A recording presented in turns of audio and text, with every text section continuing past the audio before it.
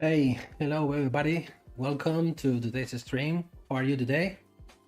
I'm glad to be here again. So hope you are well on your side too. Let me know if you can hear my voice. Well, and if the music is not too loud, like all the streamings, I always start saying the same thing. So let me know, please let me know if you can listen. My voice is sounding good and everything is working fine on your side. So we can start sculpting. So let me check some settings here. Hey Fexter, how you doing? Welcome again. I'm glad again to for be here. Yeah, sounds good. Everything is perfect. Love to hear that. And there you. Let's go then. So let me fix here my windows about the streamings. Okay, today I'm going to follow with this piece. I'm going to try to finish. I think I'm gonna have time to finish it. I think for today. So I will be finishing this sleeve, and maybe fixing some things that I don't like. I didn't make any progress during the the the past stream, so I will try to leave it for today. So, and also completing the sculpting things that are missing, like I said, the sleeve, the cross, this I don't know how to call this in English. In Spanish is this el rosario, and it's like a chain made by little balls. When you are praying, you are counting the balls, and you know what I'm talking about. And maybe we're gonna prepare it for 3D printing. Maybe we have time and it sounds interesting for you. Maybe I can try to make it hollow inside. Could be interesting for you also. But anyway, you have questions or comment not related about the job I am doing, just send your questions. As usual, I will try to pay as more attention as possible to the chats, and I will try to give you all the answers that I can. So don't hesitate to send your questions. I love to talk about different things during the streaming. It's not just about being here watching me how I am sculpting. If you have any question or any doubts related to of ZBrush, of course, of any sculpting techniques or workflow, we can be talking here together about your questions. So let's go ahead. I'm gonna put the music a little bit lower on my side, and let's go. Let me check here. Here we are in YouTube. Oh, okay, let's go. So let's grab the pen. Let's drink a little coffee. And we're gonna start sculpting. I already have the image loaded as a grid attached to the floor grid here, so I'm going to be able to match as more as possible the faults here. So let's isolate this piece. I was using this same technique here, the same techniques that I was using to sculpt these bolts on the other sleeve. So the technique is just using masks. So I'm gonna grab the mask lasso. I'm gonna start making a mask. This portion, I'm gonna start creating another mask here. Let's make this a little bit bigger to have a better reference. And for example, let's grab this portion. You can see that I am masking the lower areas or the recessed areas, the area of the folds which are deeper. So let's try to be as more accurate as possible based on the background image, but you don't have to be obsessed about to make it perfect. So this is what I get. We can start blurring a bit the mask. You know, control and tap on the mask area, you can blur the mask. ¿Cómo coloqué la imagen detrás? I'm sorry, I'm gonna answer you in English, maybe, or okay, I'm gonna answer you in Spanish, then I can repeat the same thing in English. So, tienes que usar el menú Draw. Vas a, aquí ahora mismo ves que tienes los tres planos, tienes front, back, frontal, trasero, up, down, superior, inferior, left, right, izquierdo, derecho. En este caso estoy utilizando el front, back.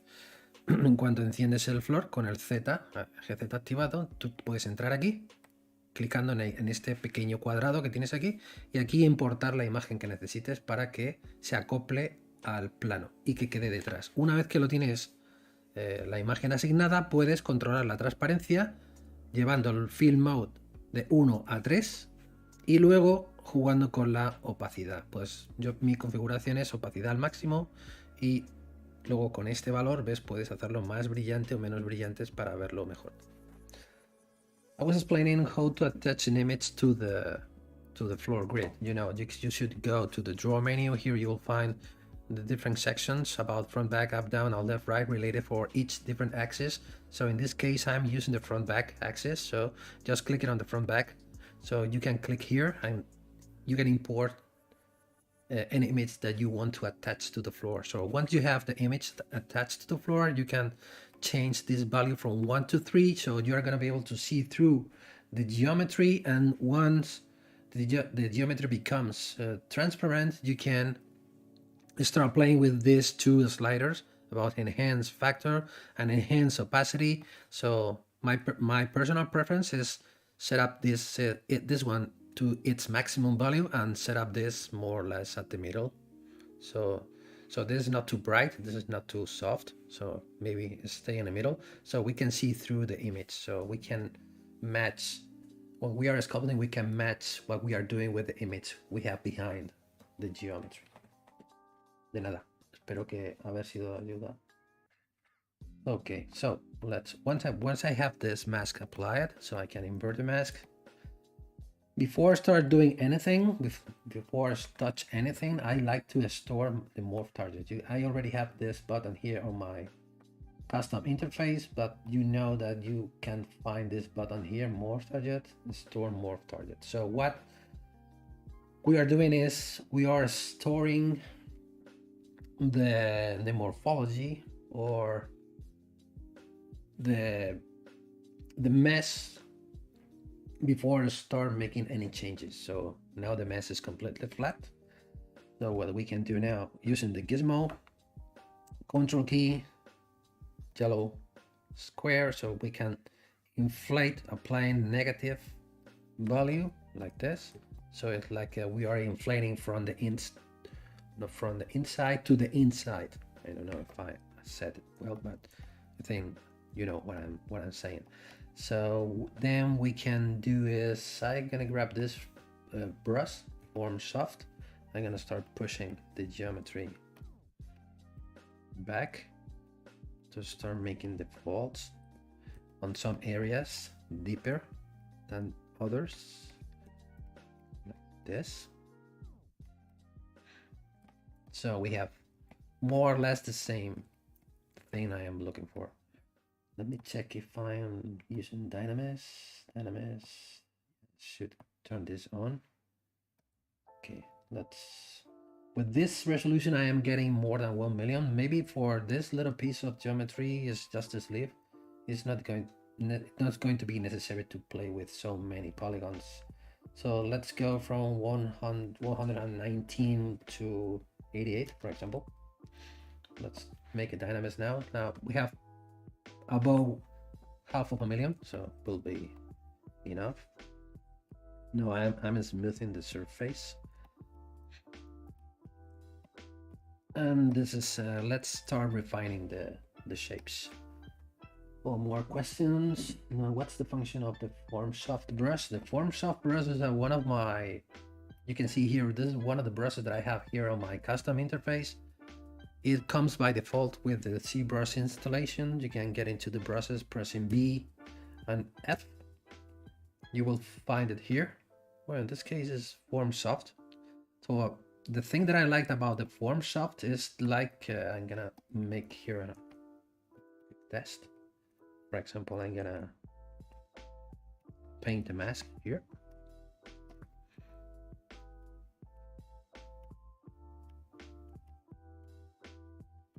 Invert the mask. So the good thing about the form soft is the brush that it's able to push in or push out the geometry perpendicular to the surface or to the normals. So with the form soft, I can now make a big brush size. Now pressing the Alt key, now kind of start pulling the mask in. So I know that I am pushing the mask perpendicular to the surface. Now it's very good for this kind of things. Or if I can apply positive value, the same thing. You can see how the brush is always pushing the geometry as straight 90 degrees perpendicular to the surface. For example, if you use this brush, the standard brush, let's turn on the lazy mouse. You can see now the difference. This is with, this is without the form soft, and this is with the form soft. You can see the difference between using the standard brush or the form soft. So when I'm having, for example, in this case, a mask portion of the mask, a portion of the mask masked. So now I want to push in to make it lower, to make a relief. So it's much better to use the form soft instead of any other brushes. That's the reason why I like this brush. Let's say now Control N to delete the pixels, Control C, Control remove the mask. Did I explain how you extrude the matter? The matter? What do you mean about the matter? Do you mean about this? If I come back to history, if I am here, it is not extruded yet. I was using this brush. You can use this brush to start making manually, or you can use the gizmo and with the control key, pressing the control key, so you can use the yellow square to pull out or pull in the mesh. So it's like we are applying a negative inflate value. You can read here. You stay on the yellow square. ZBrush is telling to you at the bottom. You can scale X, Y, and Z, but if you press the control key, you're gonna be able to inflate the mesh.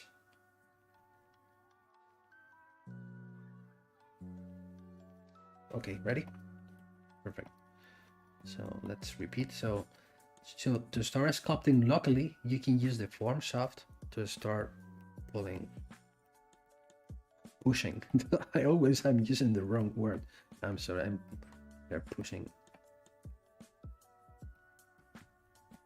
like this.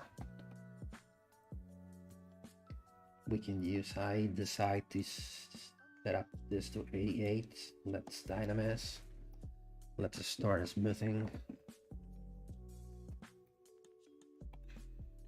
And from this point, we can start fixing some things, but it is almost done.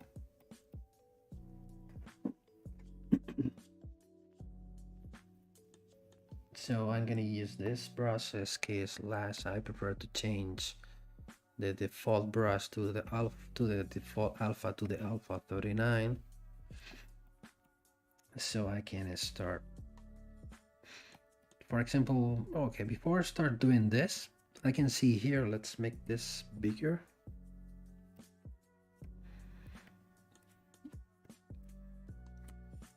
I'm gonna paint. You can see this fault. It goes over this. So here we can have this section, we can have something goes up, goes in, and goes up again. This is the feeling that I want to have. And here, what I already have here, this is happening here. You can see everything now it's on the same level. So I need to make a little step here. So to start making a fold, and this level goes in here. I'm gonna explain you.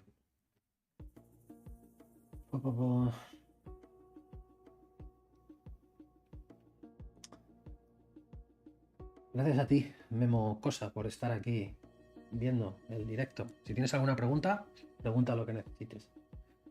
So I'm gonna fix this again with a mask. So I'm gonna call again the floor. I'm gonna create a mask. Let's use now the mask curve. I'm gonna something like this. Let's blur the mask. Let's grab the move brush, and we can push this in and push this in again.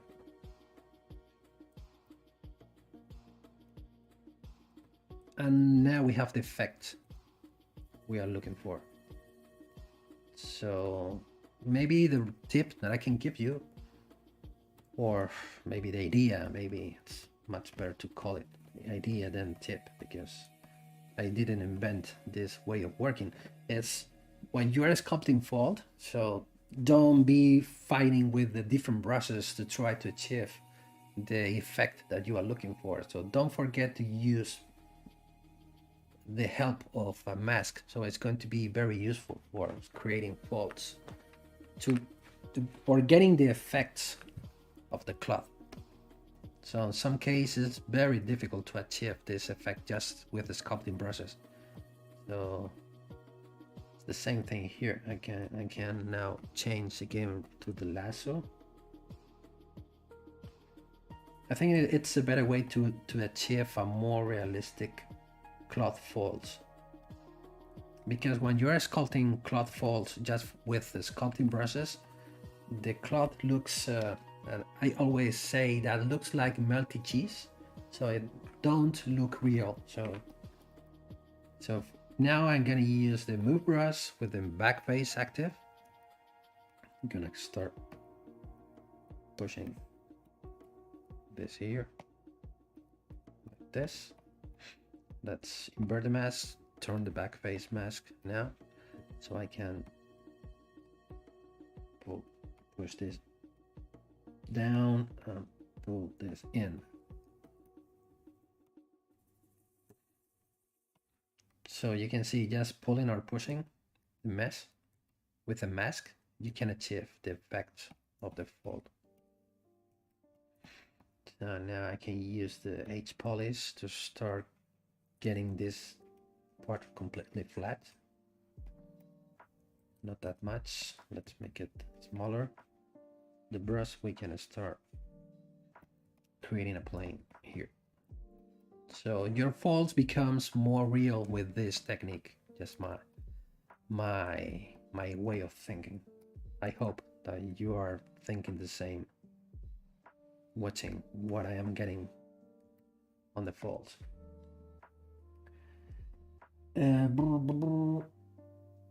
Yeah, the Maxon show, it's today as well, almost at the same hour, almost.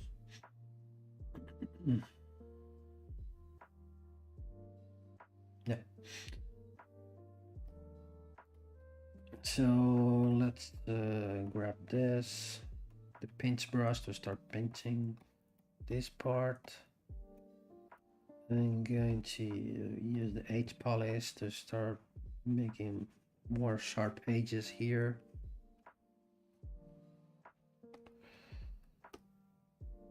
Like this. Let's grab the SQ slash again to start getting this. Use the pinch brush when you can pinch the mesh for getting this.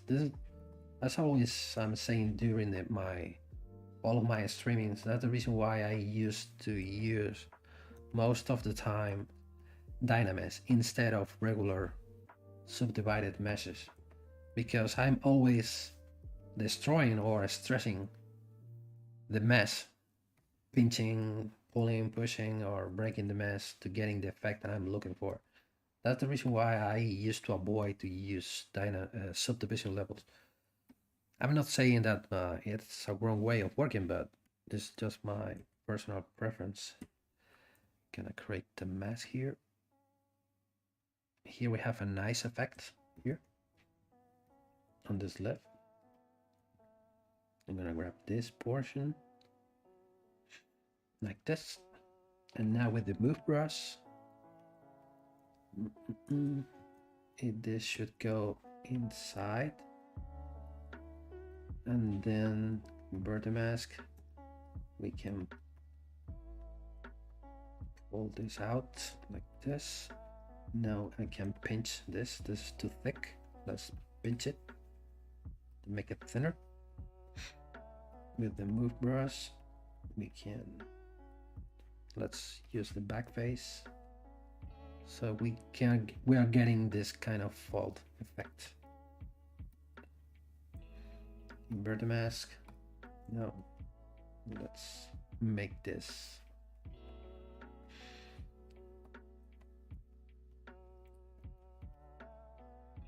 like this.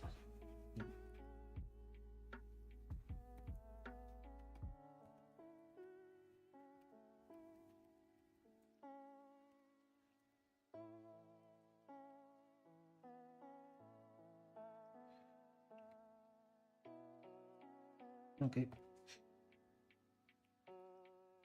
It's a little action, but it's yeah, a little action. Yeah, it's a little action that, but the actions change everything. I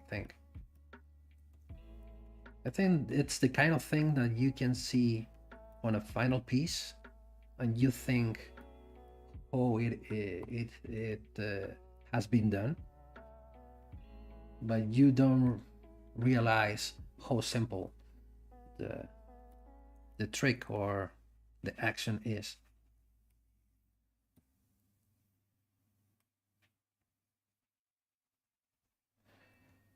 So now it's done. Now we can grab move brush with the back face mask. I use a lot the back face for sculpting, not only for protecting the back part of the mesh. You can see you can pull this in. This is another way of sculpting. So now you can control drag now to create a new mesh. Maybe let's reduce the blur. Okay, perfect. Let's follow making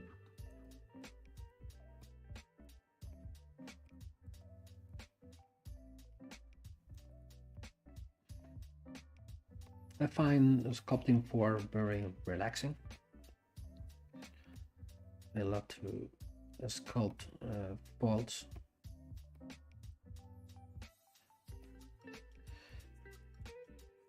I think I prefer much more than sculpt anatomy or any other things to sculpt. So I think I can say that it's my favorite part of the process when I need to start sculpting cloth folds. Let's make this bigger because my screen is so small. So you can see now I'm always using smooth valleys and smooth peaks. I always be changing between each other. And when you are sculpting folds, they are very, very handy. Instead of the default smooth brush.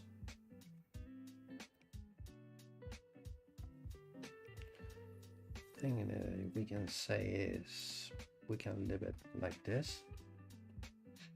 When we are sculpting jewelry, we should be thinking all the time about the final piece, about the final size. So Always we are adding a lot of details on the surface, which they are not going to be visible on the casted piece. So we should find a balance between the time we are putting on the sculpting process and the necessary detail that we need for a good casting. Or so most of the time we are spending more time than necessary. It's just about because we are joining the process, but many times those little faults or those little wrinkles, they are not going to be visible on the final piece. So we should stop as soon as possible to try to don't waste a lot of time sculpting invisible things.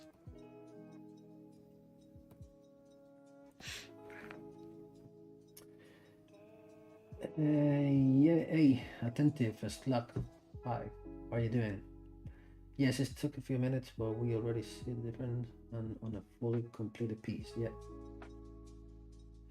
Yeah, I think you can, and even I think that you're gonna be able to make things faster instead of, as I said before, during the process,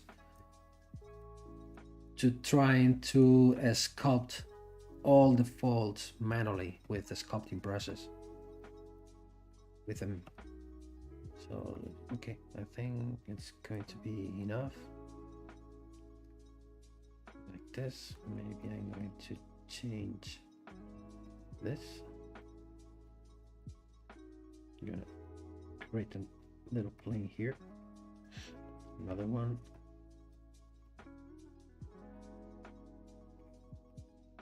like this, like this.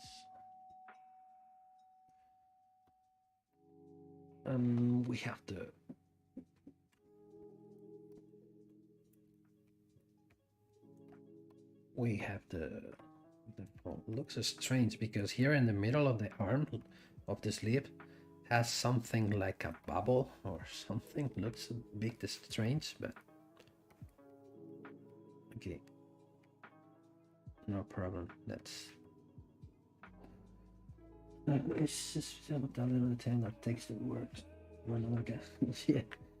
Yeah, I think maybe you start getting obsessed with the details.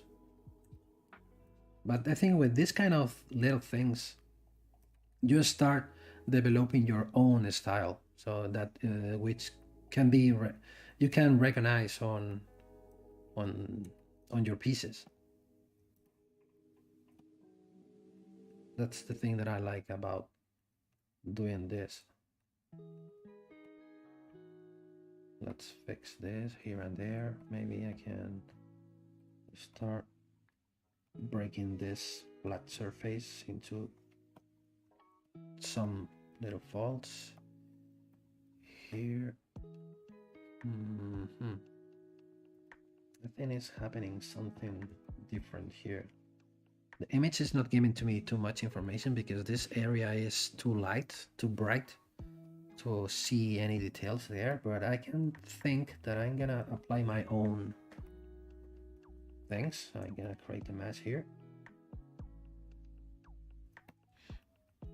I'm gonna invert the mask. I'm going to put this in like this. Invert the mask. Maybe it's going to have more sense, this kind of vault here.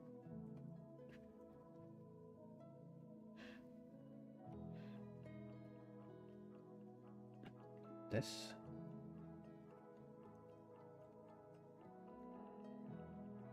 I'm doing the same thing with the mask. You can see you can start folding, because yes, we can say that we are making a real fold with the mesh.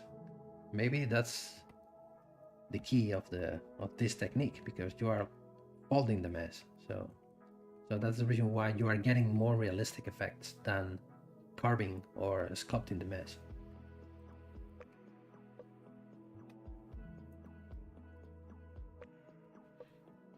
this, and you can see now we made that real fold here. Now an extra fold we can do, we can apply, we can grab this section to this section here, and now we can, with this, we can create another fold here. And now this part of this area looks more interesting than before, I think. But again, so maybe here I'm wasting too much time because this part is not going to be visible on the real piece, but I like to do it. Sometimes it's not bad to be here wasting time, because at the same time you are practicing and you are enjoying the process. Oh, the night blocks is shooting a lot of things today, the bot. Yeah, this is a ZBrush matcap, yeah, from ZBrush. Now I can use the move brush with the AQ curve to start breaking the curves, because if not, they look too much relaxed. You can see, I think, in my opinion, everything changes when you start making segments. You start breaking a curve. You can see here from here, where you can see this is a perfect curve like this. But if we are using the move brush with the AQ curve, we go from here to more to this thing. My opinion, looks more realistic. If not, as I said before, this is the way I call the cloths that I don't like is like melted cheese, because it looks like melted plastic or cheese. So because a lot of curves, so they have the cloth hasn't tension or gravity.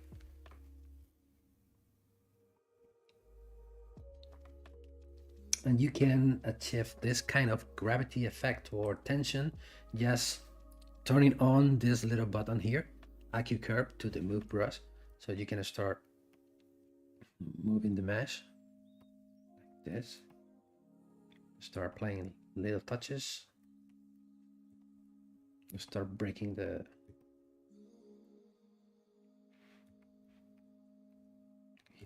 here, for example, here.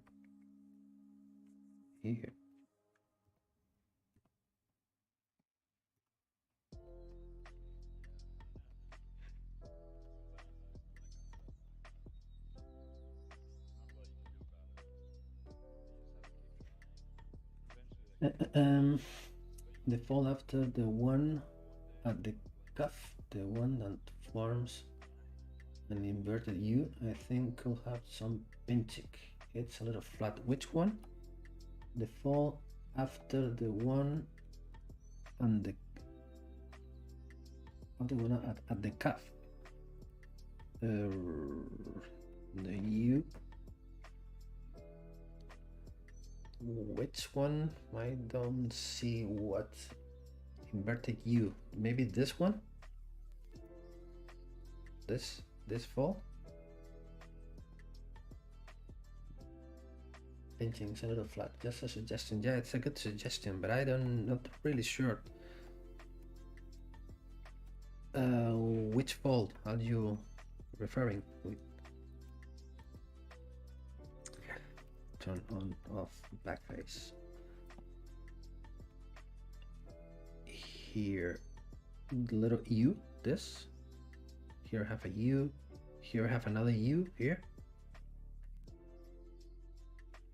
The one right over the area you are circling. Here, this area.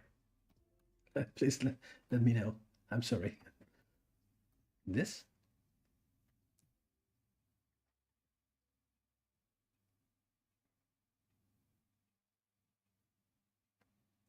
This looks like, no, below that. Yeah, should be, yeah, maybe you are saying this one.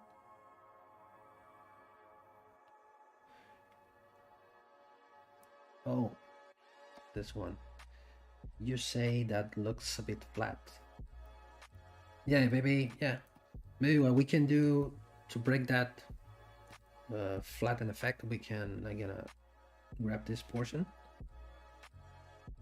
and I'm gonna invert the mask. I'm gonna make a crest, a fold here. Maybe now looks better.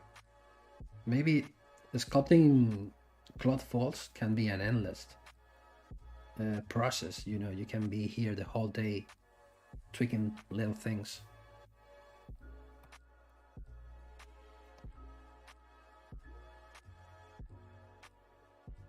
Yeah, it's good to be picky. It's good to be picky. Maybe the good thing about that is the to have the help of another person point of view. So it's the most important thing. So another person is going to be able to see the things completely different than you, and most of the time can give you very priceless information, because you are not able to see what he is watching. So trying to combine is just not to be picky or receiving critics, but to being able to receive information from another person. It's the thing that's very interesting. We are talking about art, of course.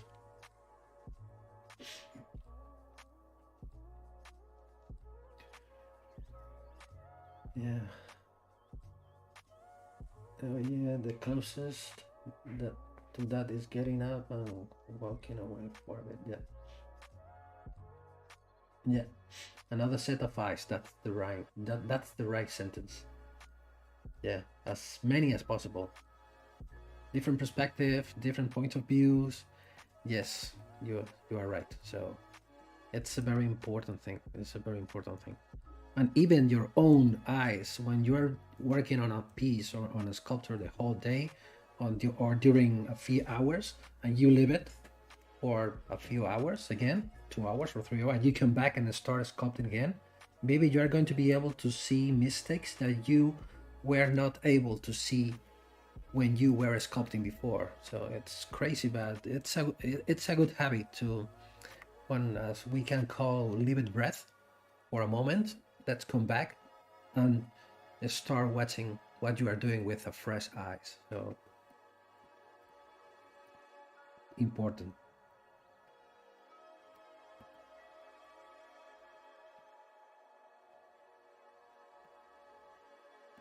Very important.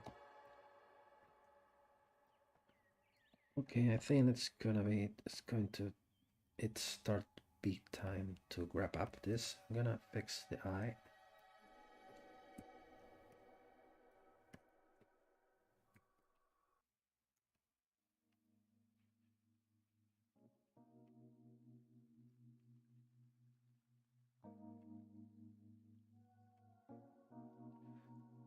Okay.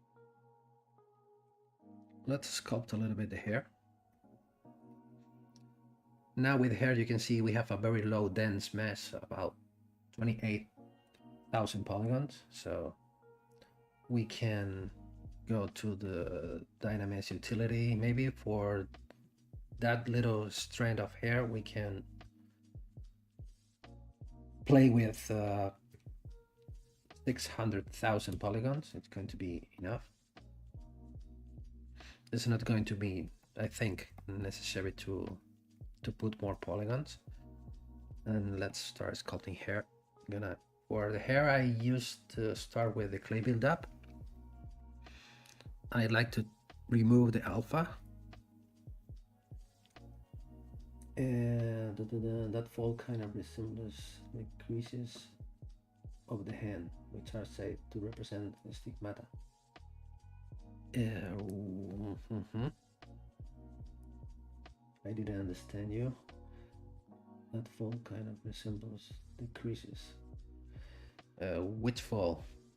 The folds of the sleeves? Are you talking about this kind of fold that I have on the arms? It's not the same. It is not a naked arm. You can see it's very clearly that you are watching a coat or a shirt. Right, good movie. That movie, Stigmata. Sometimes we can be guilty of forgiving things because we want to, yeah, that's why sometimes we look at something, I don't feel excited about the results. Yes, yeah, it's the life of an artist, because you're always, you think that you never done something good, so you are always making critics to yourself, and it's an endless process. Change the canvas, yeah, change the canvas upside down while painting something. Yeah, that's a very common habit.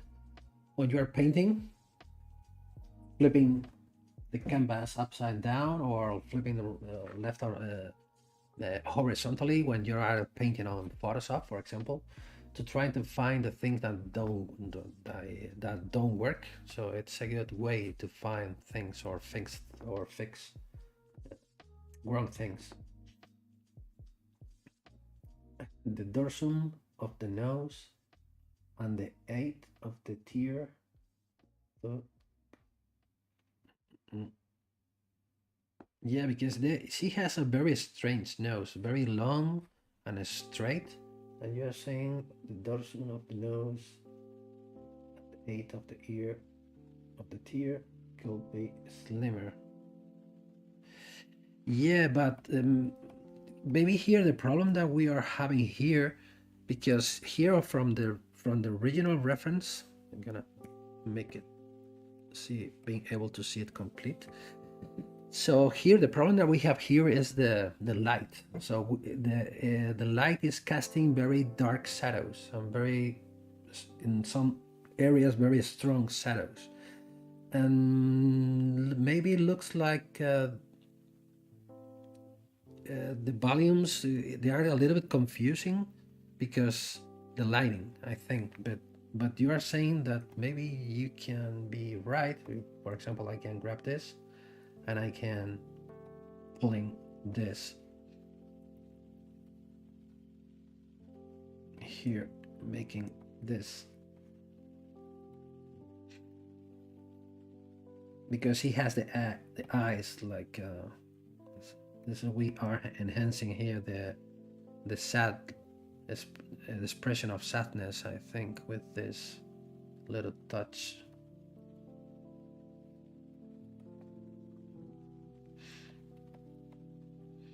One things that I like to make sometimes, here I didn't, it's to send the reference image to Photoshop and start playing with the contrast. So with the contrast, you're gonna be able to see missing details, make the image darker or lighter. But again, we can be here the whole day sculpting, fixing things. And also, if we change the matte cap, everything looks completely different, because we can use the skin shade this, and with a darker, you can see how the matte cap reacts or has the light information. It can give us different information about the surface. Or maybe now I'm watching many different things. Maybe this kind of matte cap is telling to me that I should fix a little bit more the lips and many different things.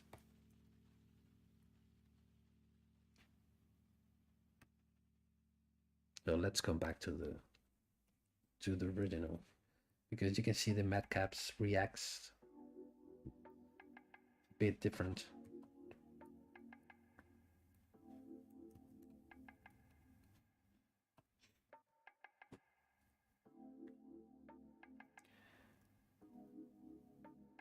The madcap. He has that classical, yeah, classical Greek Roman straight line from the bridge. Yeah, I think not. This is more modern than a Renaissance piece. Maybe it comes more from the Art Nouveau ages.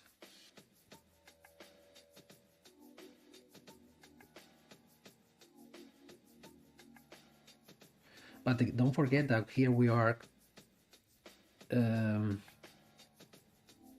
changing from a 3D sculpture, from a 3D piece to a bas relief. So we are squeezing the details. So this is another of the reason why maybe it's very difficult to achieve the same effect that we are watching on the original piece. But the original piece is a completely three-dimensional figure or a sculpture. So, and now we are trying to put all the elements, all the expression on a thinner amount of space. So that's the reason why I start creating this streaming, or I choosing the theme about how to go from a 3D, completely 3D reference into a bas relief.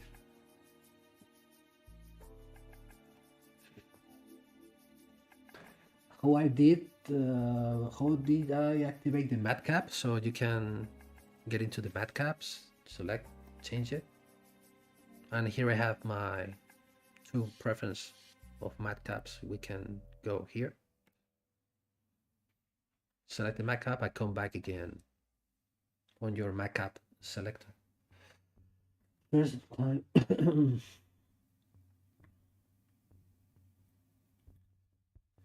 Thank you very much.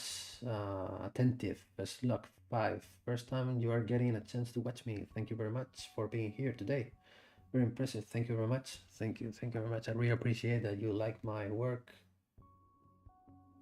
Right, what you are doing is something I love. Bas relief artists like on the stone are good. Yeah, I've always find. Yeah, I think it's very difficult to sculpt bas relief directly, of course, on the stone or good. So now here we have the ability to make almost the same thing with digital clay, but more or less trying to have the same ideas or concepts. And here we are having two different aspects or two different things. One of the things we said before is trying to go from a 3D volume into a bas relief, and again we are creating this with jewelry in mind. So we are going to create that a small piece of metal. We are going to create a thing that it is going to be very small. In this case, this is, if I remember well, it is from top to bottom. It's about 40 millimeters. This is now 38 millimeters. We are creating a piece like this size. We are creating this piece. Again, it's another very important thing to take into account during the sculpting process, because we are taking a reference from a life-size sculpture. So we need to reduce the amount of detail that we are sculpting, because if not, we're gonna have problems during the printing or during the casting process. And what we are looking for is to have a good piece on the final size. So let's.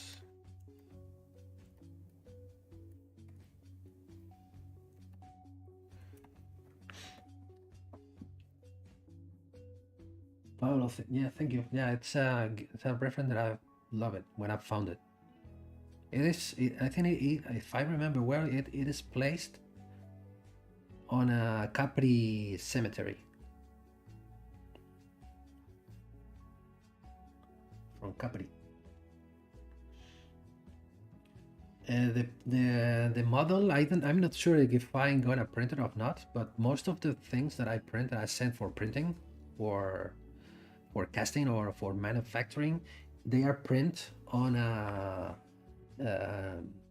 very expensive jewelry 3D printer that prints directly in wax. It hasn't supports, and it is able to print at 6 microns of detail. So, and after, maybe it can be cast on gold or in silver, brass, whatever you want.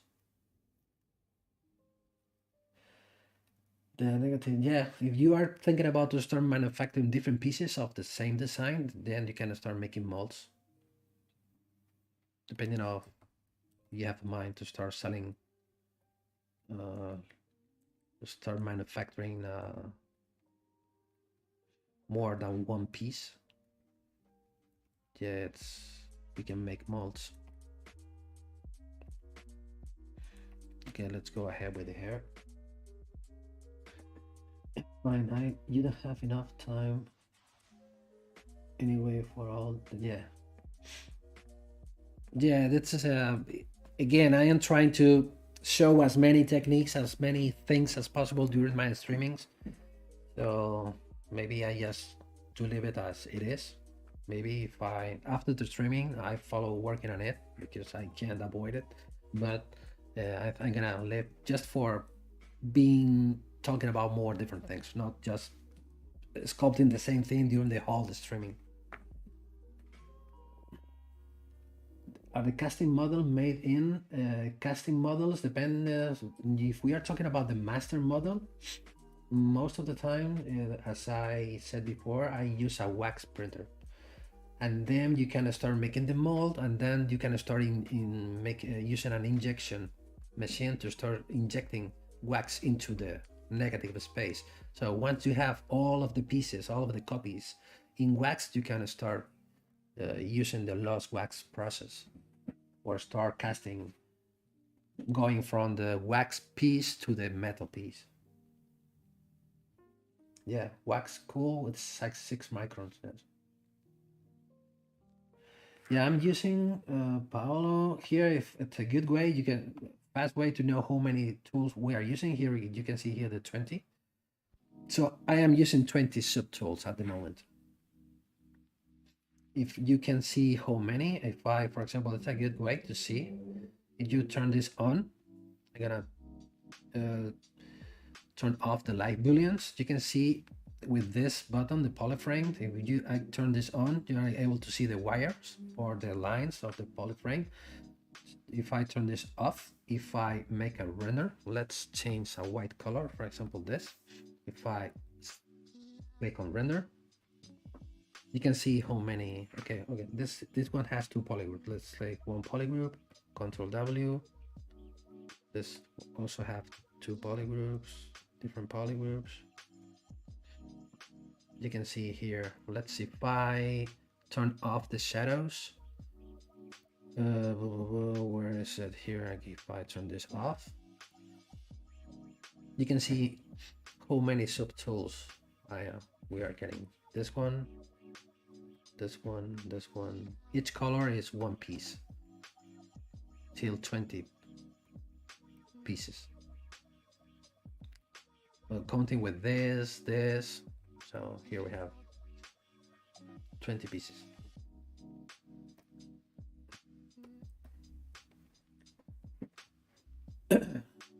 Six microns, yes. It's a huge printer. The brand is 3D Systems.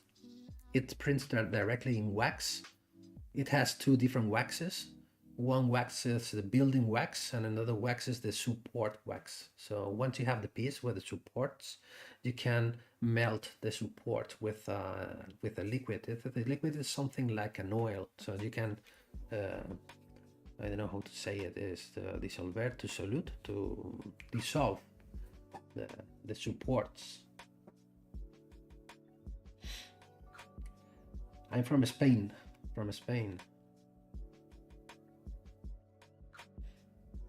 I love to be here talking. maybe this is the main reason why I'm making a streaming. So it's not just a matter for being here sculpting, because I spend many hours during the days sculpting and sculpting. So the best thing about this is to being able to talk with you at the same time to show how I work, of course.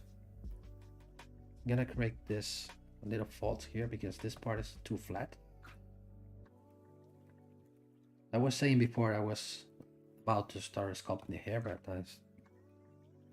so let me fix this first. I'm gonna use this. Okay, let's leave it like this. Oh, let me check your questions. What I can say? How do anyway detail? Can you show how many? Yeah, 6 micron, 4 cent. Okay, so queda hueca por entre. Sí, lo voy a hacer ahora. Bicer, la voy a vaciar a un espesor de 1 milímetro o de 0,8 o lo que quieras. I was saying that I was talking with in Spanish. I was saying in Spanish that I'm going to try to make it hollow inside with a specific wall thickness, maybe 1 millimeter or 0.8 millimeter. I'm going to show you how to do it. Oh my god, it's not ugly monster. Yeah, you are right. And I'm really glad to know that, because I'm very excited about to see monster or creatures here on ZBrush all the time. So I'm start getting bored about being here always seeing superheroes or monster creatures, or I love to sculpt them as well on my free time, but I'm starting getting tired about to see always the same stuff. Yes, you're right. And those 3-4 view visually are always an interesting challenge. Yeah, Travis, yeah, because mine is start sculpting the relief, taking the perspective from the beginning. So it's not just grabbing a 3D model and I squish it and put it on the perspective. So I think, in my opinion, it's much better to sculpt at the same time mixing the illusion of perspective and depth. So it's a very difficult thing, I think, for me. I think I'm gonna fix this to have the arm, the shoulder. Okay, let's go with the hair. So I missed some of your questions. Muchas gracias a ti, Sketchtum, por estar aquí. Sí, es guay. Sí, es una forma informal de decirlo, que es demasiado guay. Demasiado informal, quizás, pero muchas gracias por estar aquí. Aprecio, te lo agradezco mucho. Yeah, the Death Dealer is from Frazetta. Yes, sure. I'm a big fan of the Frazetta art. Very big fan. So let's go with hair. So let's grab the Clippy dab to start creating the big strokes first, like this. Here we have one. In this part of the process is very important to have the feeling of twisted hair, and here we have another stroke that goes from here till here, another stroke that goes here, another stroke that goes here, start carving here a little, carving here a little more.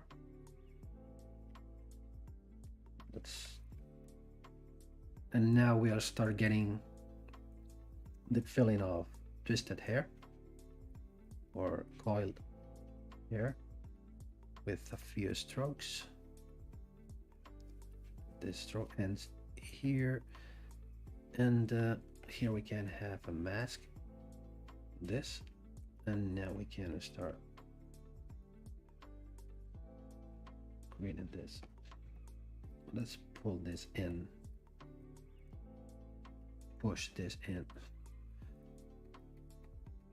like this, and let's grab this, let's push back.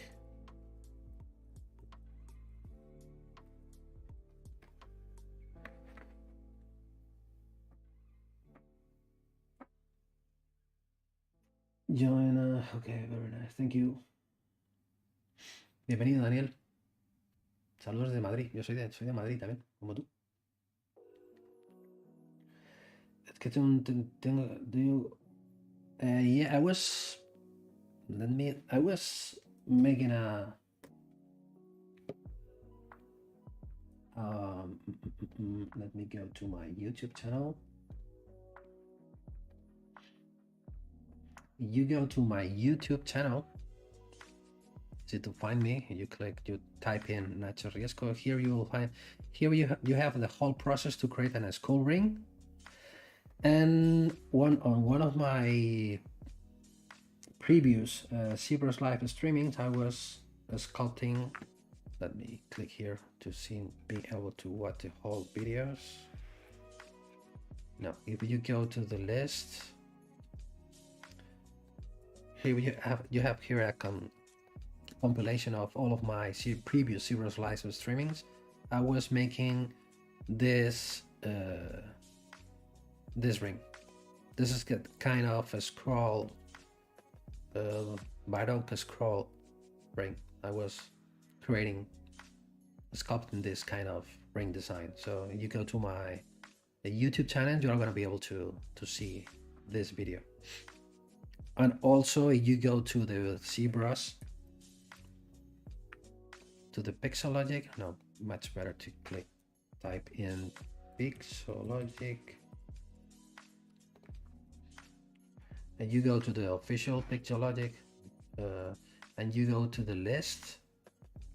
You will find me here somewhere. Here I am. Look where I am here. If you click on here on the whole list, you will find the same video here. I was sculpting this kind of band with Baroque elements. Hope will be useful. Okay, let's follow with the hair. Okay, 1 hour. So let's try to make the hair fast, to start talking about different things, about how to make it hollow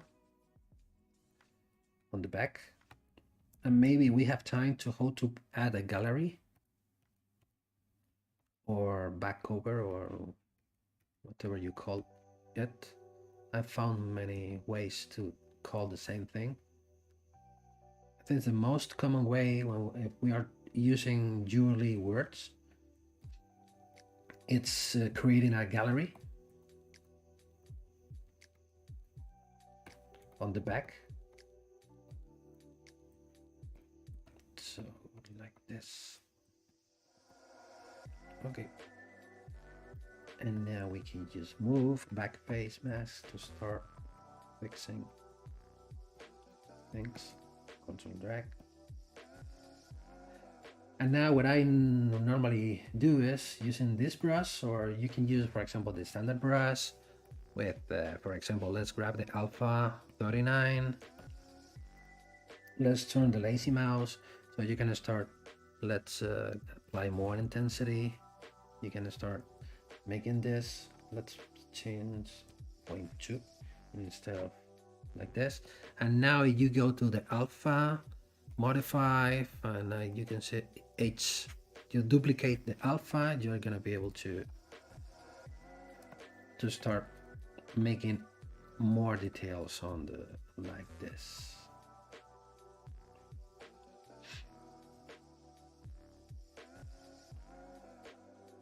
I prefer to use this brush, works much better than the standard brush. Okay, let's repeat it. Strokes.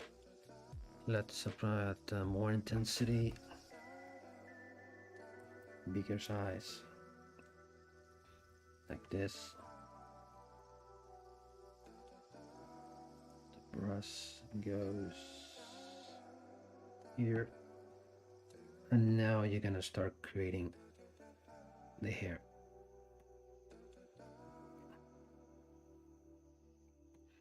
Like this. As I mentioned before, we don't need to make very, very thin strands of hair because the piece is going to be very small. So we're more important the big strokes I made at the beginning than this one. But okay, it works, I think. Let's grab this. Right. And there you go. I think we can leave it like this. We can come back to the one to add a bit more strength to this stroke, to this one, and to this one in the middle, and to this one, like this. Let's go for the pinching and move brush, same as before with the Acu curve to start breaking the curves, like this. And now we have the hair.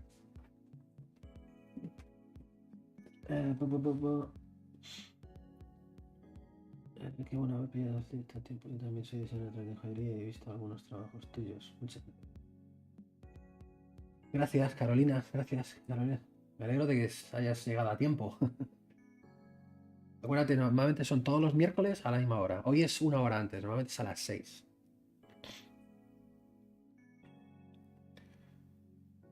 ¿Cuál es la mejor si estás empezando? Moverse mucho por redes sociales, enseñar mucho tu trabajo en Instagram, Facebook, intentar a sitios especializados, grupos de joyería, añadir hashtags relacionados con joyería, publicar mucho trabajo. Thank you, Ekimul. Oh, nice way to do it. Thank you. So let's jump to the next step. So let's stop sculpting. We can be here fixing more things, but let's go to the next step of the process. Okay, before to do that, I'm gonna fix one last thing. I'm sorry. This. Okay. So let's save it. I'm gonna save this file. Thanks, awful. Thank you very much. Okay, so once we have this, I'm going to, okay, before to do that, I'm gonna try to put this part is too thick. I'm gonna try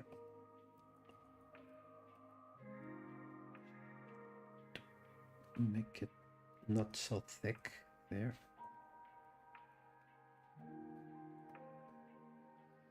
And maybe the same thing here. Okay, something like this. So next step is what I'm gonna do is like this. It's time to start creating the final boolean. So I'm going to grab all of the subtools. I'm gonna merge all of them together to have only one mesh. So you can see if I turn this off, this is the subtools that we are using. I'm using this ring to cut out the contour, the profile. Maybe this is too close to the edge. I'm gonna transform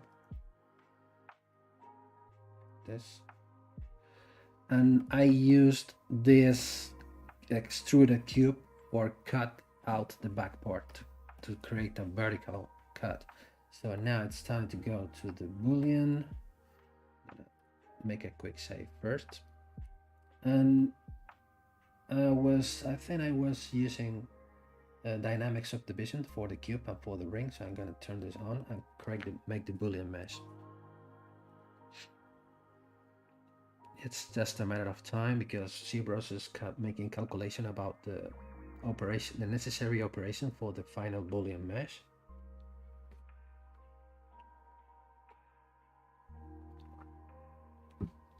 Now it's finished. So the new mesh is here. Now this is ready. The next part of the process that I do is I start checking what I call pockets and tunnels. So just to avoid printing issues or problems, what I'm gonna do is now we still are having the same polygroups as before. I can control click and tap here, invert visibility. No, I have to control click here, invert, and now click on double, and we're gonna be able to see inside of the mesh. And now here we are having some issues. Here we have some floating trash or elements floating inside of the mesh. You can see we have different elements. The way I fix this is the next step that I take after make the final Boolean, is going to a split, and I split two parts, and ZBrush will split all the individual parts. So as we don't want to keep this, so we can select the original and click on delete other. Now I'm gonna come back same as before, invert the visibility, and now here we are having more or less. Here we have a pocket, what I call a pocket. That means that if I zoom in, a very big zoom, you can see here we are having a pocket here. This is what we can have problems with here with the molding and also with the printing, or if we are using a CNC milling machine, maybe we can also have problems here. I don't know, but maybe we can have problems. So with that kind of problem, if that kind of problem exists, it's better to fix them before send the file for printing. What I do is I select the inflate brush and I start inflating these parts. Inflate this from the inside. You can see I'm doing this from the inside. I'm going to inflate this tiny pocket I have here. Where do we have more? Here we have a tunnel. You can see this is a tunnel because it goes here and he has an exit. You can get in and exit here. So that's the reason why we should fix this. We have another pocket. This one is much bigger. We can check from the outside what is happening. Nothing strange is happening from the outside. Let's revise if we have any others. Maybe here on the eye. Let's fix this. If we don't do this, we're gonna have problems if we want to make it hollow as well. Not only on the printing process, we can have problems if we try to make it hollow. If we have pockets or tunnels. So let's fix this little pocket here. Okay, let's see if, so let's Control Shift and tap on the canvas to have the whole mess complete now. What I do is gonna make a Boolean using the gimbal or the gizmo. You know that you can get into the gear here, gear, and now we can remesh by union. Remesh by union. Let's wait for the final result, and let's repeat the same operation as before. Let's split two parts, and now you can see how much trash is ZBrush is splitting from the original. So it's repeating the same as before. Delete others. Let's check it again, and now we don't have more. All the pockets were fixed, I think.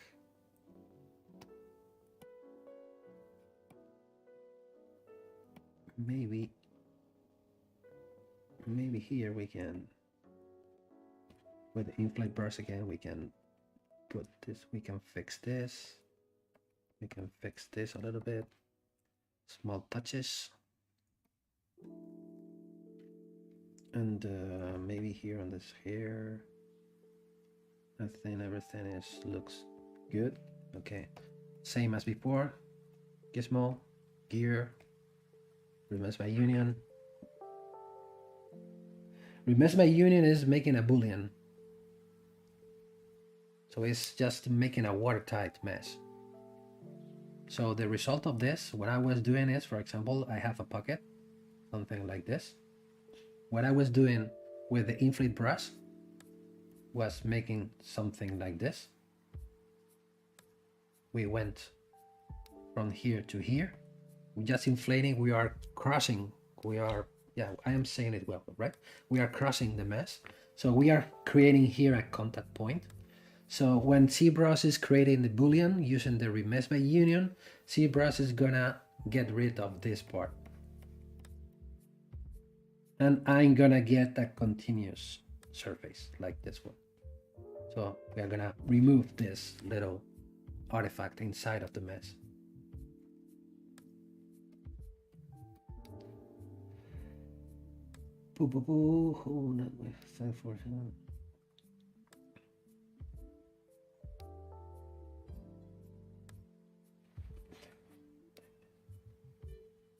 Undercuts and pockets. Yeah, I call them tunnels that has enter and exit, a tunnel or a pocket, or capes, or whatever you can call them. Yeah, that's very common when a client sends you a model to fix from somebody else, and you start finding many different issues and many problems on the mesh. Yeah. Undercuts and pockets. I think the undercuts and pockets is much better to watch them from the inside of the mesh. So you can open the mesh or you can flip the mesh to fix all of them. So once you have all of them fixed, you can use the gizmo and remess by union. So let's click it twice. I prefer to don't use sculptures in this case, because you know when you are using sculptures, you are tessellating the mesh, you are creating more polygons. So in this case, it's just enough to use the inflate brush without the without the sculptures pro, because you are not going to damage the details from the outside. So I prefer to don't use sculptures in this case.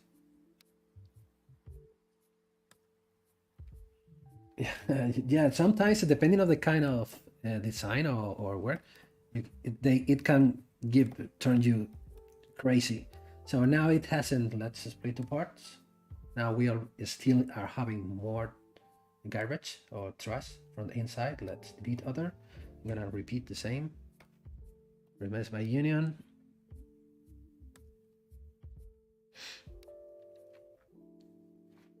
Okay. Accept, split apart. Now it's ready. Mesh is not composed of multiple parts. Okay, ready. So one double check habit that I have, just personal preference, go into close holes, and it's completely ready for decimation. So let's decimate it for 150Ks. Let's click in here. So we go from more than 2 millions to 150K. Like this.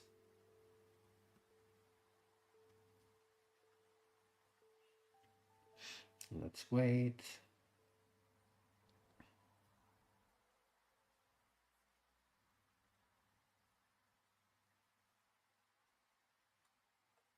Okay, ready?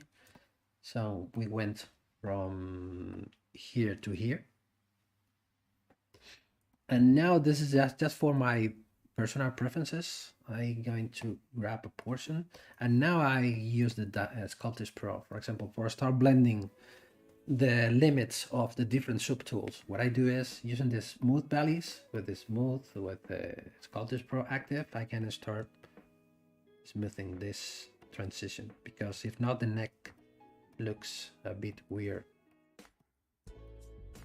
For example, we can fix this, and we can fix, for example, oh, I forgot to add the cross. Okay, let's make it without the cross. I will add it after the streaming, because I want to talk more about the how to make it hollow. So let's blend this, the transition of the fold here, and maybe we can blend here the limits between the hair and the dress.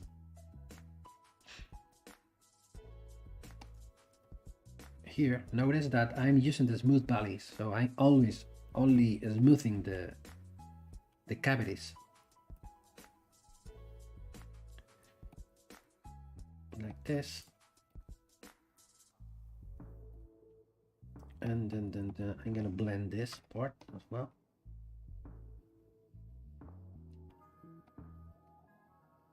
And maybe about the hands, I'm gonna blend this. Yeah.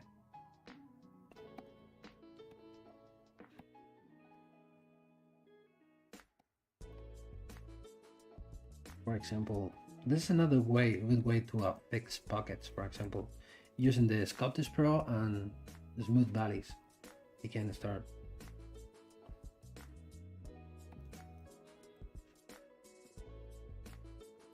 doing something like this, and maybe here.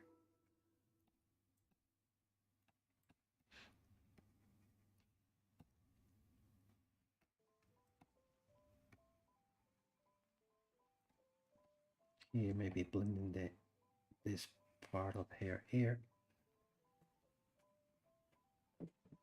Smooth peaks, smooth valleys. Yeah, they are very important, very useful. Smooth peaks and smooth valleys. Let's fix the chin. Wait. No. Okay, let's save this as another different file than the previous one. This is going to be the number 4 of the process. Okay, so we can decimate it again, 450 Ks. Now we go now from 200. Now it's ready. So now it's time to make it hollow. So this is the only process that I do with an external application. I was using this on other of my previous streams. I'm gonna export the file. Export OBJ format. Right. Stream. So I export the file with OBJ format. I want to fix things, but I'm gonna try to avoid it. Okay, let's export it again. Export.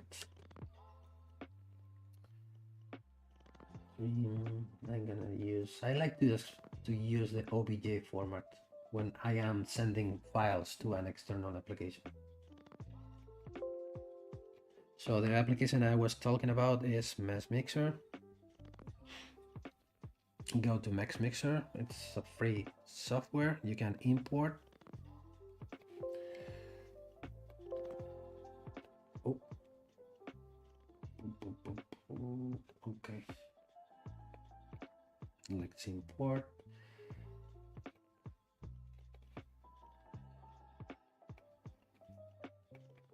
Something strange is happening here. Maybe I forgot to export it in OBJ.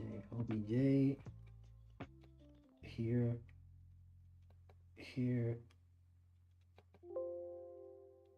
OBJ format. No. Yeah, no, yes. So let's come back to the on the lights.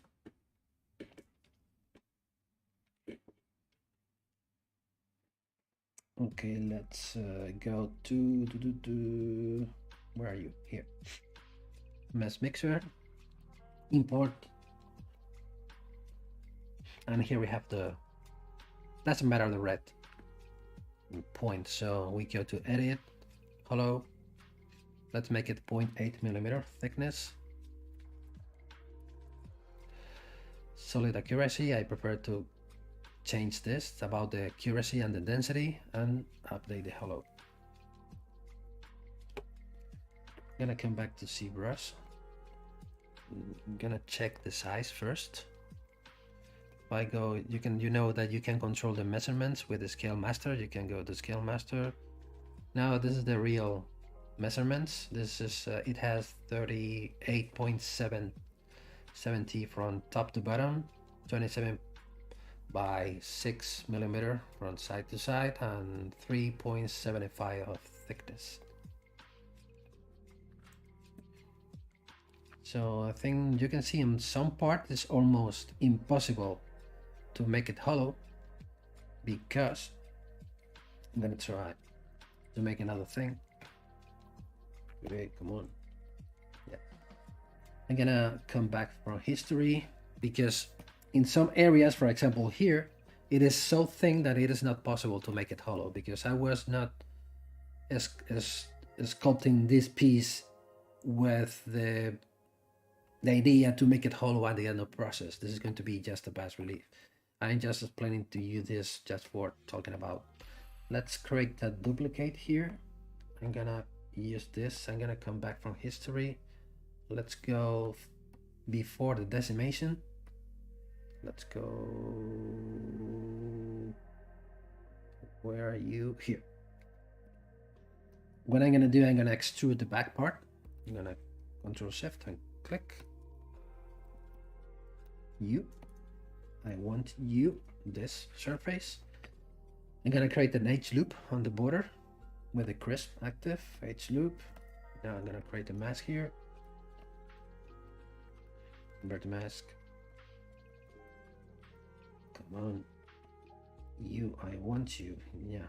Now yes, I can make an extrusion now. And we are not that much. Maybe let's smaller than this. And I'm gonna make it bigger to being able to make it hollow with a better quality. So instead of 30, let's make it 50. I don't want to update the other subtools. I'm going to turn this off, and let's make it bigger. And let's decimate it, of course, because it's not going to be able to make it hollow with a 2 million dense mesh. So let's decimate it first before send it to mesh mixer for the hollowing process.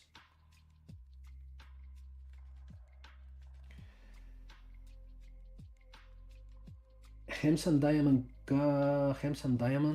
Where this one is, you can find it on internet.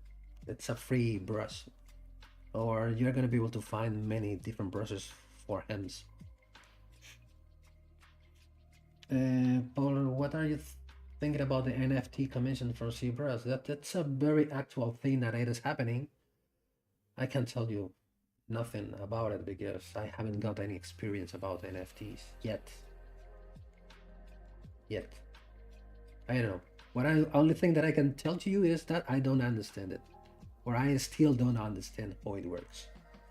But many people are making works for NFT, because many people are hiring people who knows how to sculpt or render things to start selling NFT, so it works from others. Yeah, it sounds like a bubble. Yes, you are right. But many people are already earning a lot of money with them. But when we hear that someone is earning a lot of money, who wants to earn the same amount of money doing the same thing, but in many cases it's not going to be possible. But I don't know, I don't understand it. So let's come back to mesh mixer. Let's import again, replace this one. Oh, I forgot to export it, so let's export this one. This is going to be the bigger one.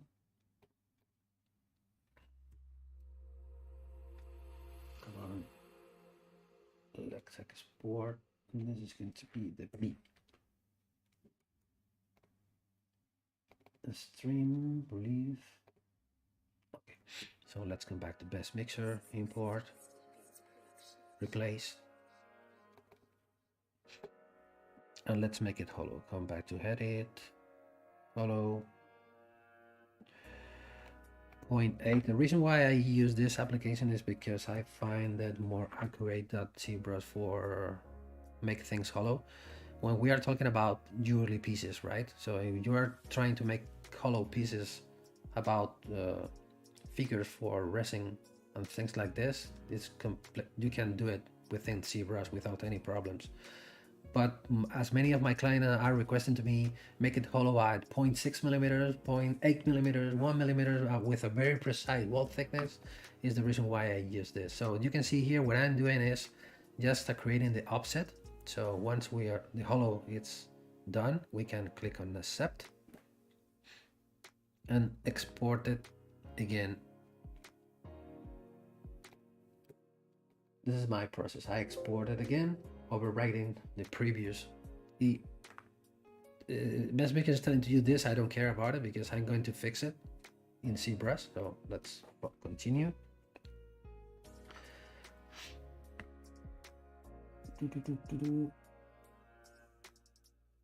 Woohoo! I'm receiving 100 messages. Yeah, a lot of people messaging.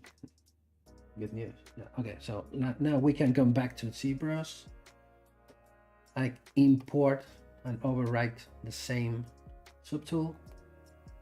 There you go. So what I do is split the internal cell from the external shell using the same process as before, split to parts. So we have this piece.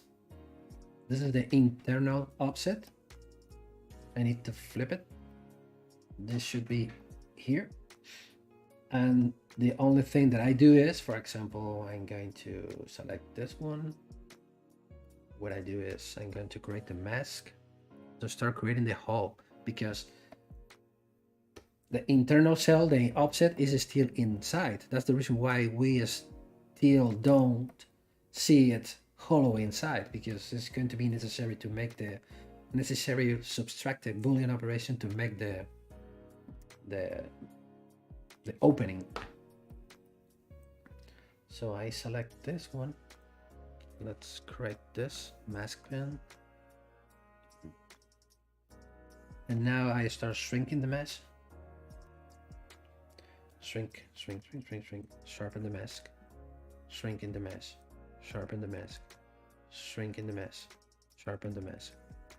And once we have this little offset on the border, oh yeah, I'm gonna make it not so far away from the border. So let's do it there. What I do is make an extract from the mask points, extract, accept, remove the mask. Let's make it thicker, this, and I should turn this negative.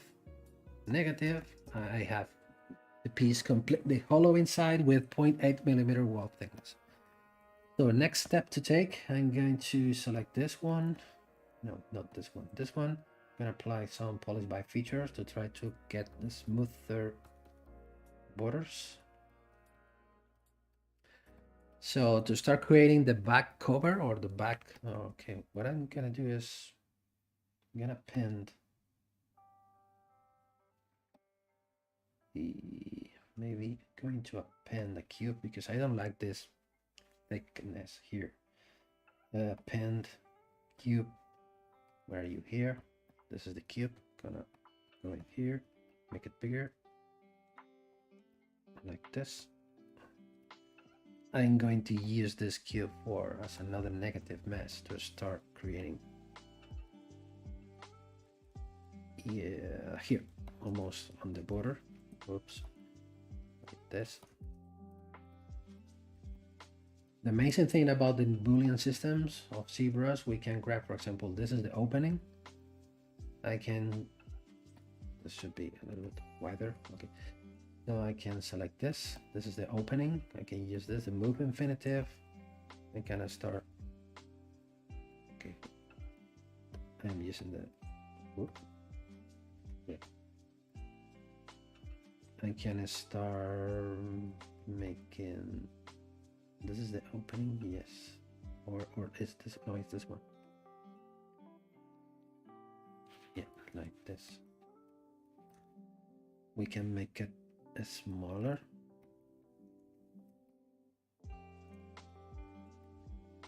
I think, no, it's going to be enough. Okay, doesn't matter. So let's leave it as it is. So let's put it back here. And what I'm gonna do is create now a boolean for this. So let's create a new boolean mesh. Let's append the result. This one. This is the final thing with the hollow inside. And I'm going to, I'm gonna change this with this. And I'm going to turn this up. And I'm going to make it this. I changed, you can notice it. I changed from negative to this is the difference, or this is positive, negative, and intersection. And with this process, if I make the boolean now, like boolean mesh, and the result here, what I am getting is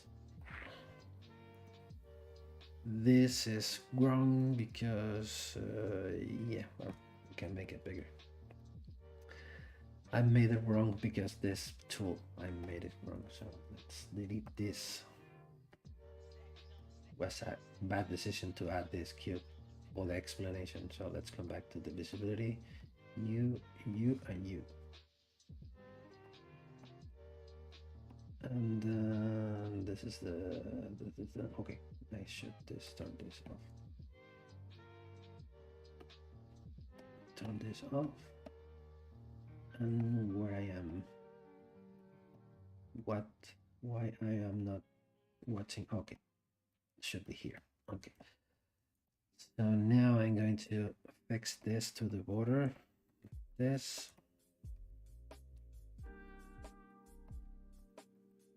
This, for example. Oh, as I was saying before, the good thing about the Boolean system with ZBrush is a light Boolean because you can apply any deformation or variation or modification. So you can see it, what is happening. So this is going to be, I'm going to remove this one, delete, I don't want you as well. So let's make the Boolean now. And this is the result. Okay, and now change here. Make the boolean, append. This is the result. So I have what I'm getting. As you can see here, I have the back plate, and I have the piece hollow inside. Like we're using let's apply texture in back face. What do you mean about back face? The back plate is how to apply a texture to this, to here, to make an open work. For the thing that I used to make is try to make it a little offset between the limits. Like this, I prefer to make it like this. And next step, if you want to make a texture on the backplate here, this kind of topology is not good. You can see here we have a mix of different topologies based from the previous meshes we were using for make the boolean. What we can do here, we can go directly to Dynamesh. Let's click 1 million. Let's make a Dynamesh. Hey, monkey Yolala. Hi. And Ronald, welcome. So what we can do, let's wait. Come on. Let's wait. Let's wait. So I touch it without permission. Ooh, ah. We are having problems because I think ZBrush start getting tired, like me.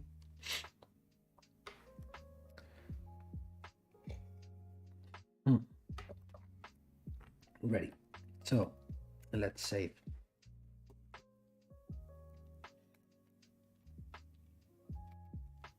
It's going to be the number 5.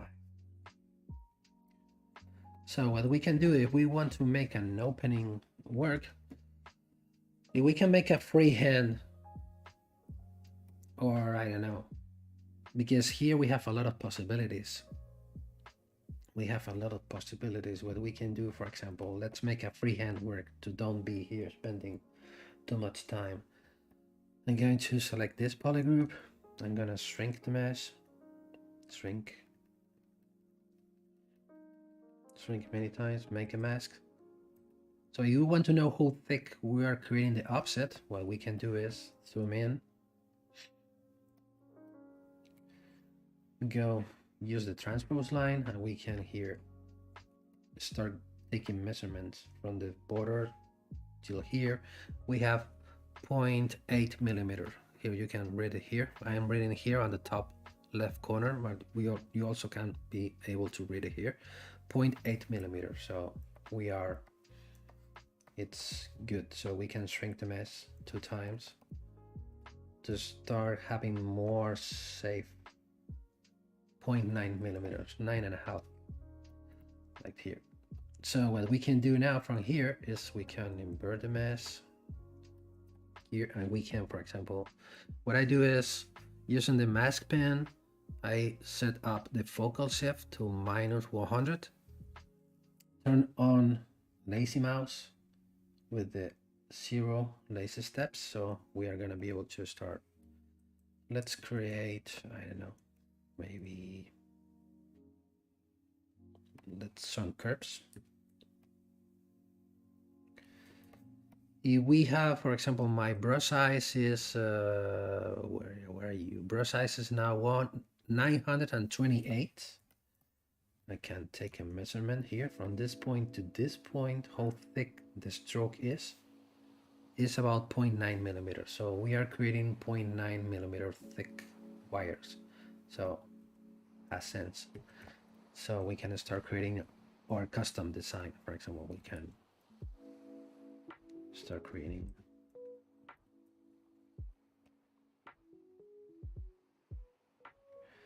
things like this, for example.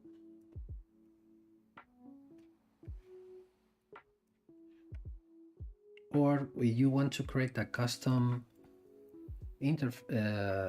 pattern, you can create it in Photoshop. I think I already have one. Let's use one. So what I do is let's grab the mask rectangle and let's apply an alpha. I'm gonna import here one image I have here. Example, I can find here on my collection of textures. Let me find one. Here I have some resources, textures, for example.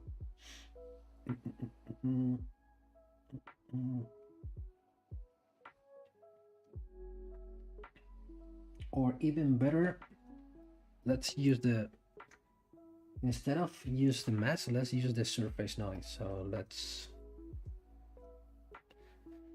hide and let's go to the surface noise, clicking here. Let's load the alpha instead of attached to a mask. Let's load the alpha from here, alpha, and now I can where are my resources, textures, and I have here kind of flowers texture like this one. You can see here.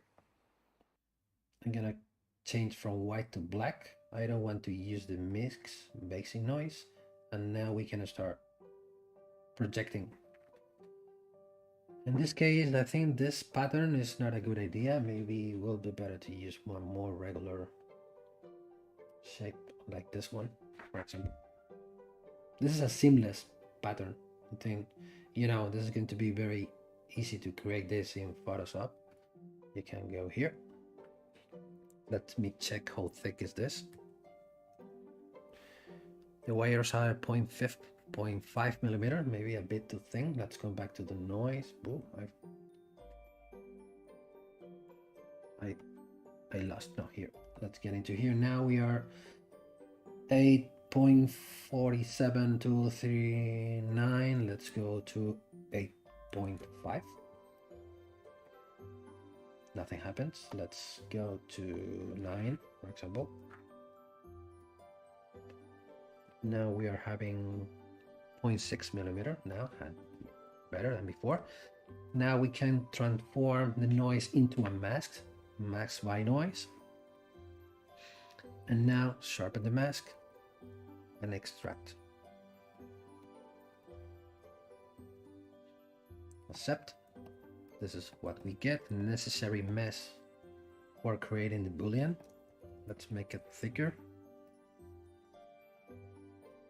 Like this. And now we can come back to here, make everything visible, and this one should be at the bottom. This is the negative. And we made it wrong, as usual. I think, no. Yes. Oh, no.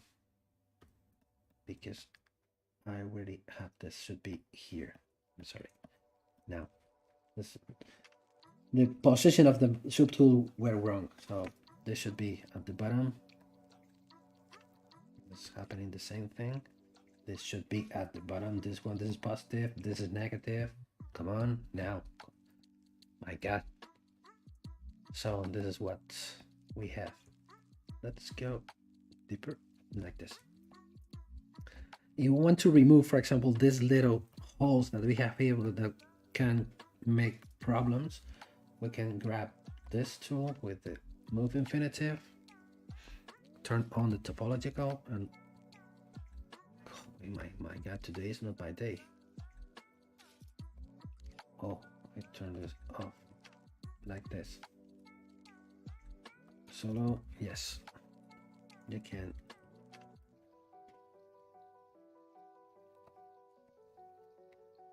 You can start removing the little things that we don't want, like you,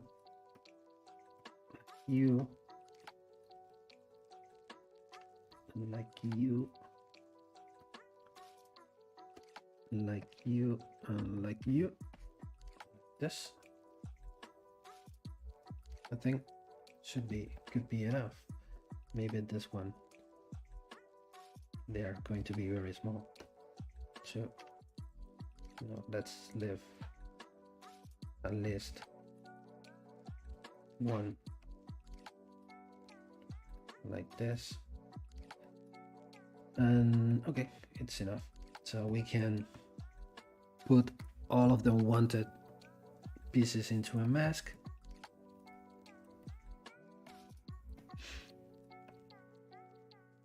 Invert the mask, hide points, delete hidden. So, and that's it. We already have this kind of gallery with an opening work. Oh, you are welcome, Nef. No problem. You can see the replay. Yeah, you can rewatch the streaming on the Pixologic YouTube channel if you want. Okay, this is what we have for today. Maybe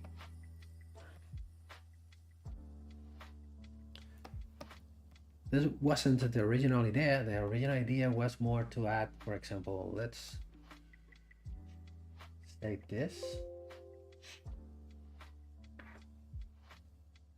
And this is the way that I had to apply a texture on the back plate for an opening work.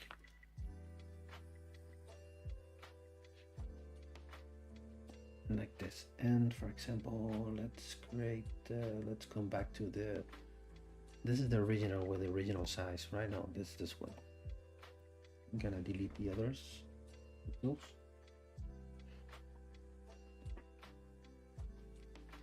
Thanks to you, Patty.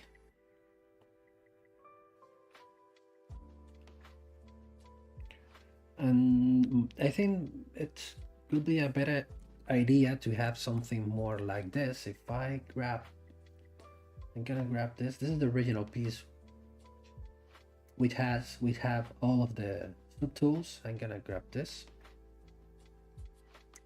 I'm going to append this, and what we can do is to start designing a kind of camafeo. I don't know how to say it in English, maybe kind of pendant. When we can, for example, this is going to be, we are still using dynamic subdivision, maybe not so thick, like this. Let's append a cylinder for the background. Let's make it bigger. Try to fix the same contour, same shape. Like this. This.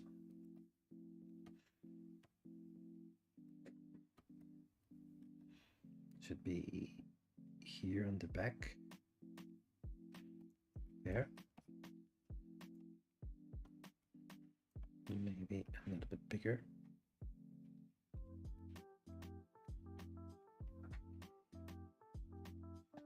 This.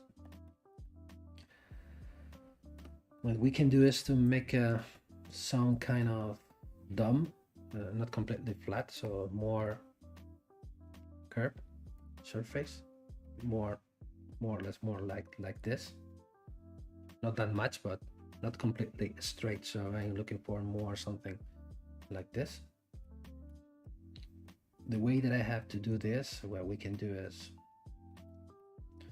you can use one of the deformations controls here, deformations, gravity.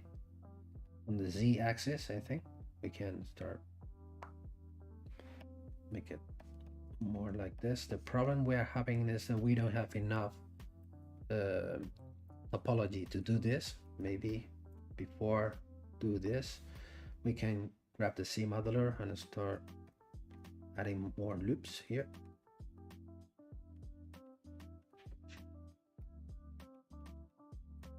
Same thing here. What you?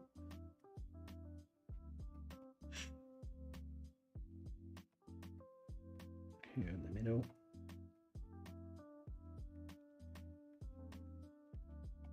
Like this, and now we can apply the gravity with better results, I think. Gravity here. Like this. So we can squeeze it, pull out, and we are having better results like this.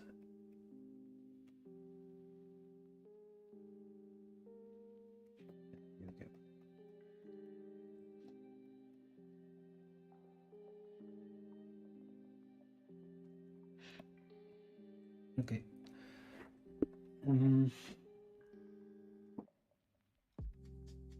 Lucas, I can't show my tablet because I'm working on a Cintiq tablet. I am just sculpting directly on the screen, so I am using a Cintiq tablet from Wacom.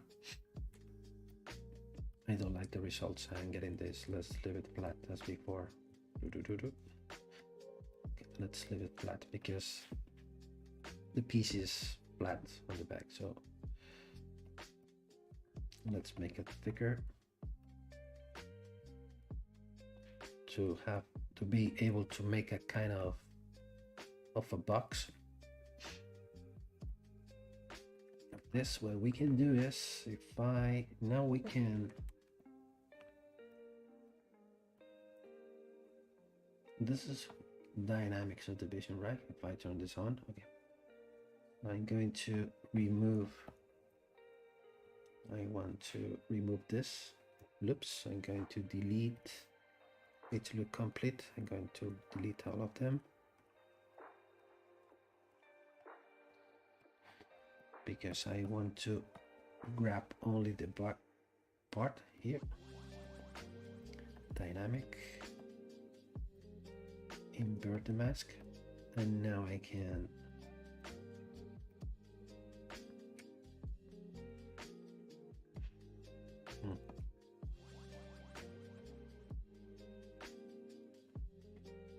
make it thicker to try to get this, instead of flat, this kind of taper finishing.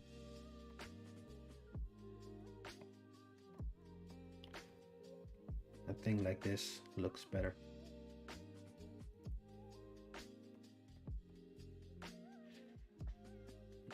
Okay, let's make it thicker. Let's grab the mask pen to cover the whole thing like this.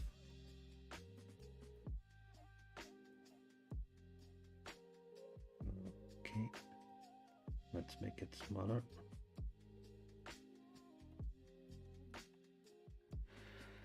Okay, now I'm going to apply the subdivisions and what I want to, because now this is the internal wall is not perpendicular.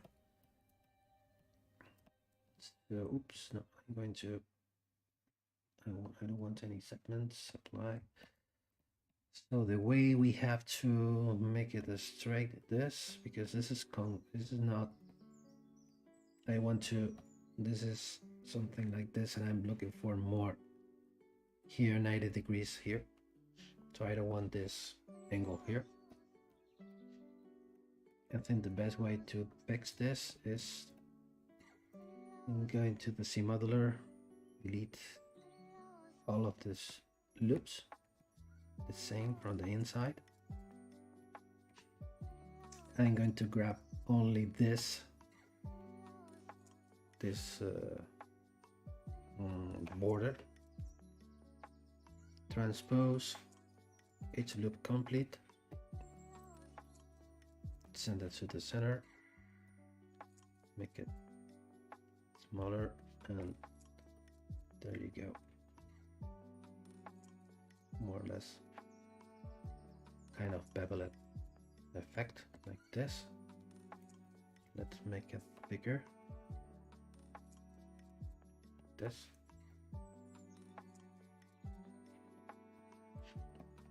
Let's cut this to make it straight like this. Okay, so yeah, we can try to achieve this kind of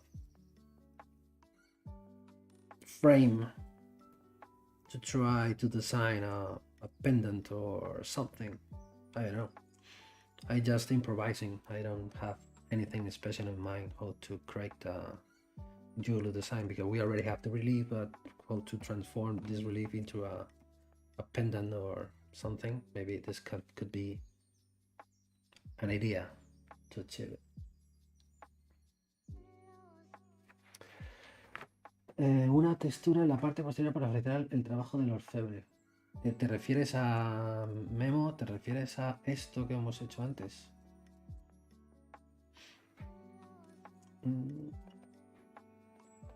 Esta textura, este trabajo de la rejilla, ¿te refieres a esto? Hey David, how are you doing? Welcome. Yes, like this. I was making this before to try to achieve this kind of opening work on the back part. So let's come back here and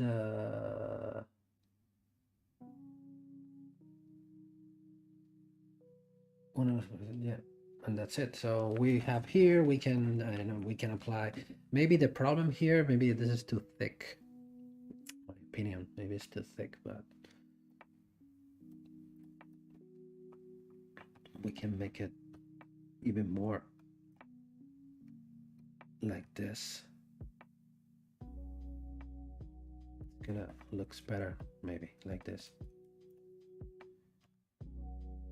with what angle, this kind of a thing like this.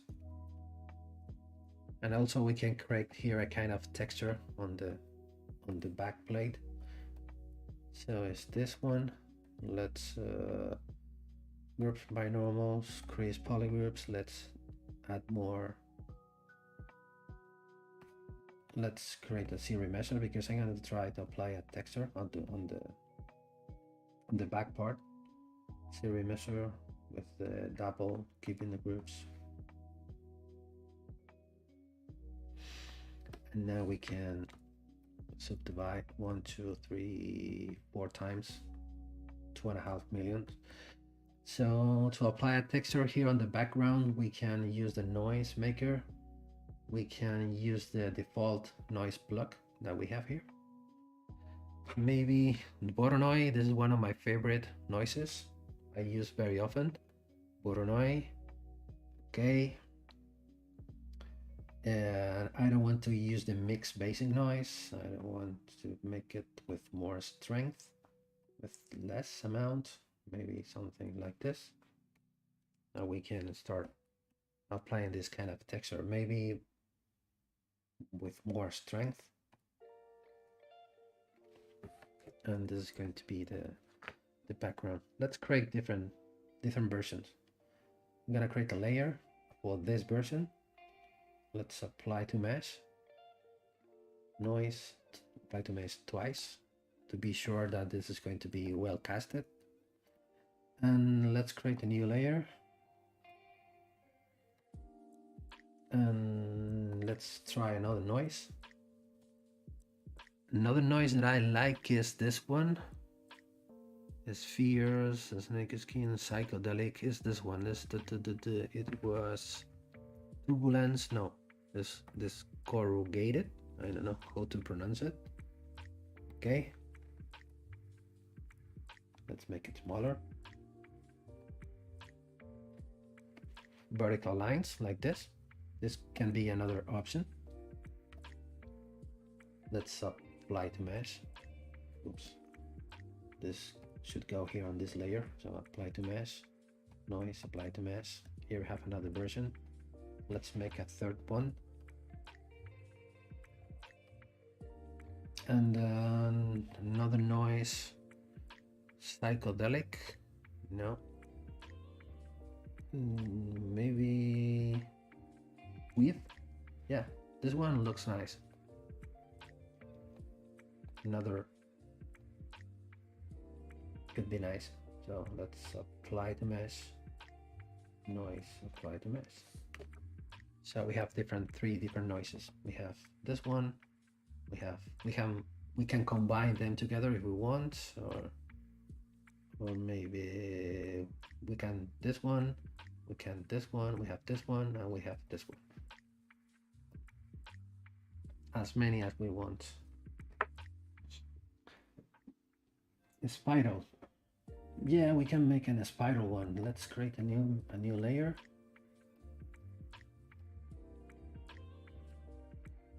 Come on. I should turn this off now. Edit, a spiral.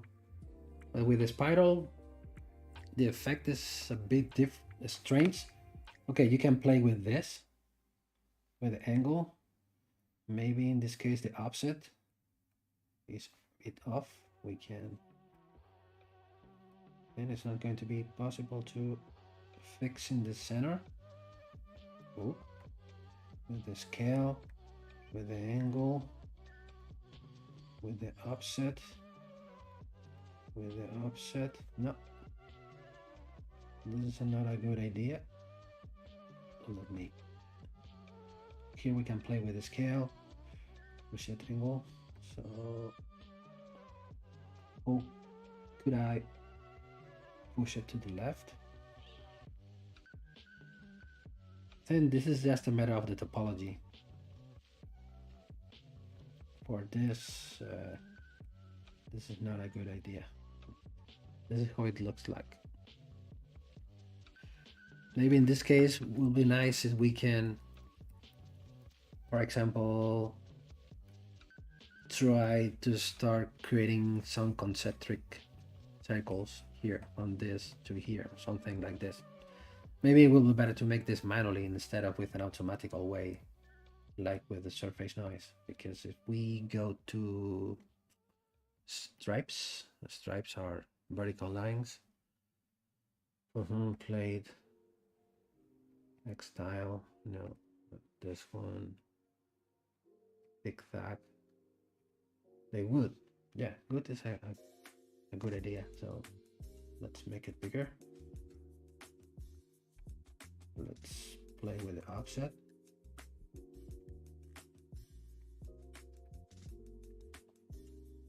Good.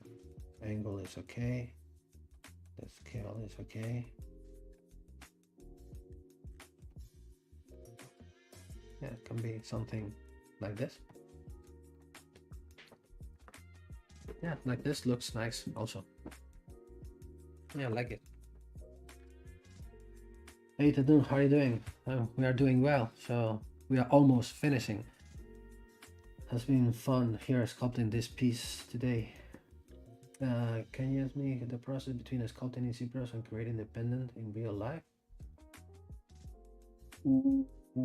Yeah, this is a very broad question. The next step, for example, we already have this. We can be just print this piece or put it on a pendant or something. First step to export it into STL format. Then the best way to try to find a good pen printer, you are asking the specific printers. I strongly recommend to you to try to find a wax printer. They are the most expensive ones, but you are going to have better results. If not, try to have a high resolution resin printer. Depending on the size of your piece, maybe you can find cheaper printers with less accuracy.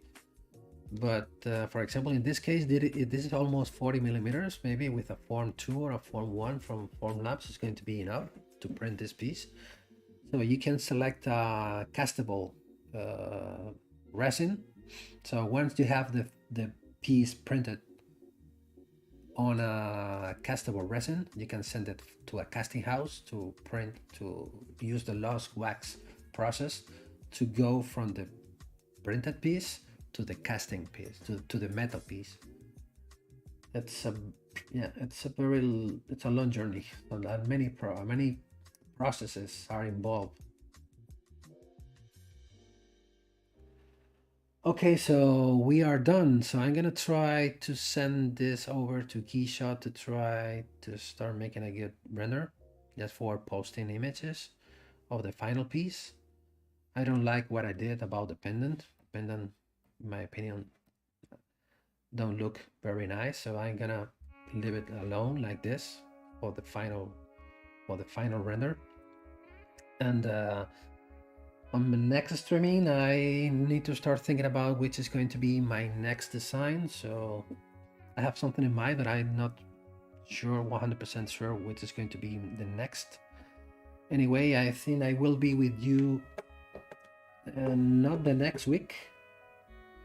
Not the next week, maybe, well, next week I want to switch. Next week I'm not going to be able to be here making a new streaming. So maybe the 6th of April, or maybe the week after the 6th. Okay, I will see. So anyway, I'm really appreciate all of you be here watching my stream. And you have any comments or questions, just you can drop your comments on the video.